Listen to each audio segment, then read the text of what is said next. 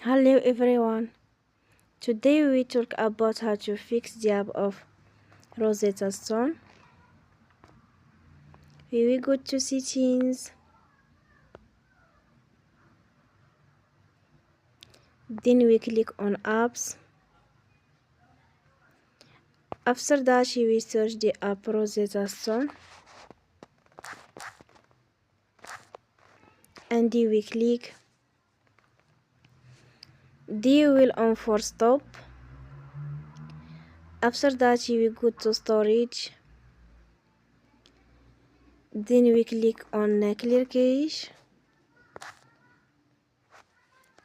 In the end you will turn off your Wi-Fi and you will turn again. Don't forget to support us by like and subscribe. See you next time and thank you for watching.